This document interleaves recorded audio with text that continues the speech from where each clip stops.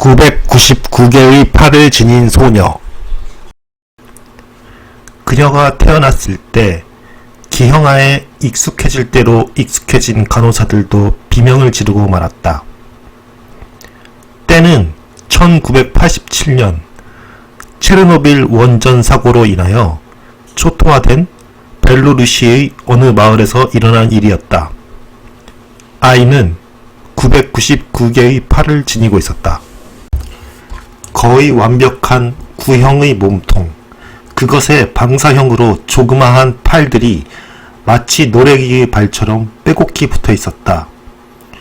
구형의 몸통에는 또 자그마한 머리통이 볼품없이 어색하게 붙어 있었다.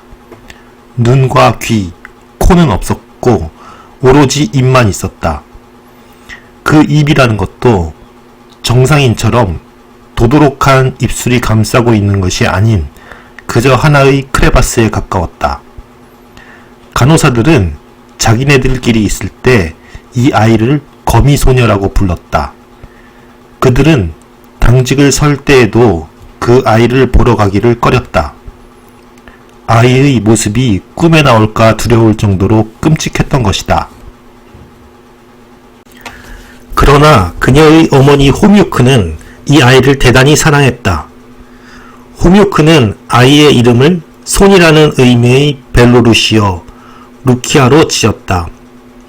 이 아이가 자라면서 체르노빌 원전 사고가 아이에게 미치는 영향을 연구하고 있었던 한 과학자는 놀라운 사실을 발견하였다. 우선 그녀의 몸통과 머리는 어느 정도 자라다가 성장을 멈추었다. 그러나 팔은 쭉쭉 길게 자라기 시작했고 손가락 역시 수초처럼 뻗어나가기 시작했다. 놀라운 일은 여기서 그치는 것이 아니었다. 과학자는 루키아의 손끝 감각이 어마어마하게 예민하다는 것을 알게 되었다. 그리고 더욱 경악할 만한 사실은 루키아는 방사능에 아주 강한 저항력을 지니고 있었으며 또한 방사선인 알파, 베타, 감마선을 손끝을 통하여 들을 수 있었다는 것이다. 벨로루시를 꼭두각시처럼 조종하고 있었던 소련 과학자들은 루키아를 그녀의 어머니 품에서 빼앗고 자기네들의 실험실에 감금했다. 어머니 호뮤크는 절규했다. 루키아, 나의 사랑스러운 루키아. 그녀는 아이를 돌려달라고 탄원했다. 그러나 KGB는 되레 그녀를 정신병원에 가두어 버렸다. 과학자들은 루키아가 원자의 이야기를 들을 수 있다는 것을 발견했음은 이미 이야기했다. 한 과학자가 루키아의 재능을 이용할 수 있는 방법이 없을까 고민하다가 하나의 아이디어를 떠올렸다. 소련의 원자로는 RBMK 방식, 즉 흑연으로 감속하는 비등 경수로였다.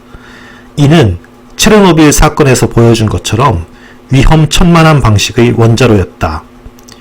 RBMK는 언제 터질지 모르는 시한폭탄과 같았다.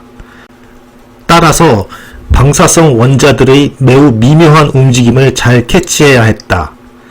이런 정교한 센서는 지금의 소련 기술로서는 만들 수가 없었다. 그런데 이 거미소녀는 원자 하나하나의 움직임까지 감지할 수 있었다. 그렇다. 과학자는 루키아를 원자로의 안정성을 확보하기 위한 도구로 사용하자는 아이디어를 떠올렸다. 과학자들은 그녀를 훈련하기로 결정했다. 그들은 그녀의 능력을 향상시키기 위해 미니 사이즈의 실험용 원자로를 하나 설계했다. 이 원자로는 크기만 작을 뿐 구조와 성능은 소련의 여타 원자로와 똑같았다. 그들은 이 원자로에 뚜껑을 덮었다. 뚜껑에는 금속으로 된 200kg은 좋게 넘을 사각기둥 모양의 연료 채널이 수백 개 넘게 꽂혀 있었다. 그 뚜껑 아래의 원자로에서 핵반응이 일어나 원자가 요동을 치면 이 무거운 사각기둥 역시 널을 띄었다. 루키아는 이 원자로 뚜껑 위에 억지로 놓여졌다. 여기에서 그녀는 그 가늘고 기다란 손가락을 사각기둥마다 올려놓고 원자들의 목소리를 들었다. 원자가 너무 심하게 흥분하여 사각기둥을 위로 솟구치게 만들면 그녀는 손가락으로 사각기둥을 두드리며 그 밑의 원자들을 어루만져 주었다. 그렇게 그녀는 수백 개가 넘는 채널에서 들려오는 원자들의 아우성을 손가락으로 세심하게 보듬으며 달랬다. 그러면 원자로는 가까스로 평형을 되찾았다. 이는 마치 아주 거친 사내들을 억지로 모아 오케스트라를 결성하여 교향곡을 연주한 것과 다를 바 없는 것이었다.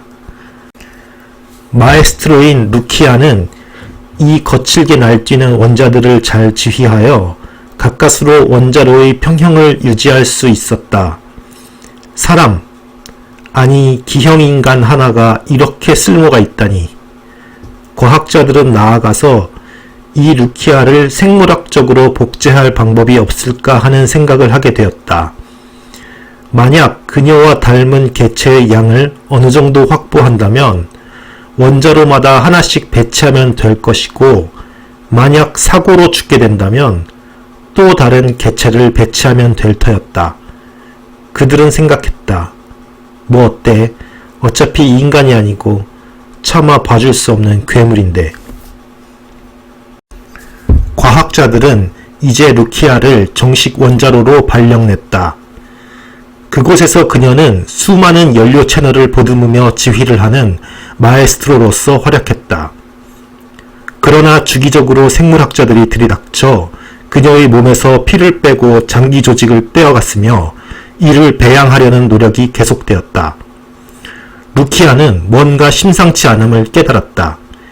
역설적이게도 이러한 사실을 인식하게 된 것은 그녀의 자각이라기보다는 그의 단원들, 즉 원자들이 속삭여 알려주기 때문이었다. 원자들은 루키아의 몸에 이상한 물질이 주입될 때마다 격렬한 이상 반응을 보였다. 마치 그것이 자신의 몸에라도 들어온 듯이. 원자들은 루키아에게 경고를 했다. 바로 격렬한 연료 채널 사각기둥의 떨림으로써. 그때마다 루키아는 놀람과 함께 두려움을 느꼈다. 그들은 말하고 있었다.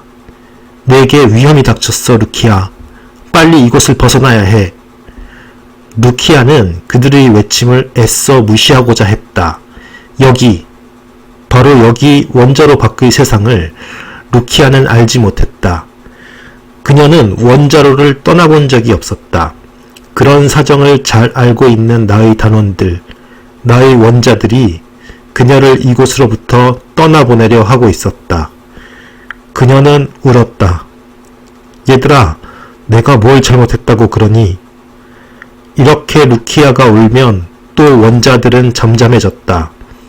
그리고 그녀를 위로하고자 사각기둥이 부드러운 파도처럼 리듬감 있게 움직였다.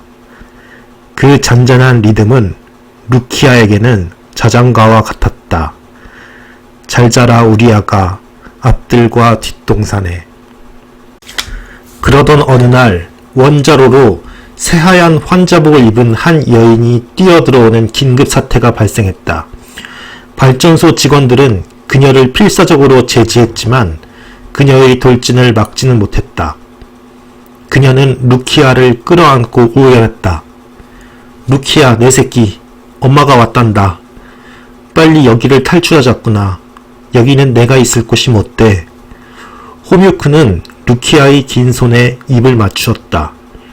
루키아는 그 입맞춤을 통해 그간 잊고 있었던 절절한 모성애를 느낄 수 있었다. 그러나 이제는 정말 제정신이라고 할 수 없는 호뮤크는 바로 그 자리에서 체포 구금되었다. 그녀는 진정제를 모아두었다가 경비실 보안 요원의 커피에 그것을 탄 다음 이 원자로로 침입하였던 것이다. 그녀는 1급 보안시설에 침입한 대가로 정신 이상자로 판명났음에도 종신형을 언도받았다. 루키아는 이 모든 것이 의아했다. 그녀는 자신이 할 일을 할 뿐이었다. 그러나 나의 단원들인 원자들도 그리고 자신을 어머니라 부르는 낯선 여인도 이곳을 탈출하라고 종용하고 있었다. 그녀는 바깥 일은 전혀 모르는 원자들의 속삭임 말고 또 다른 정보가 필요하였다. 루키아는 꾀를 내었다. 그녀가 초기에 조직 검사를 당할 때는 과학자들이 999개의 손을 철저히 꽁꽁 묶었더랬다. 그러나 지금은 이 작업에 너무 시간이 많이 걸리자 설렁설렁 대충 하고 있었다. 그녀는 그 틈을 이용하여 풀린 몇 개의 손을 뻗어 과학자들의 장비를 뒤지기 시작했다. 그녀는 우연히 어떤 일지를 발견하였다.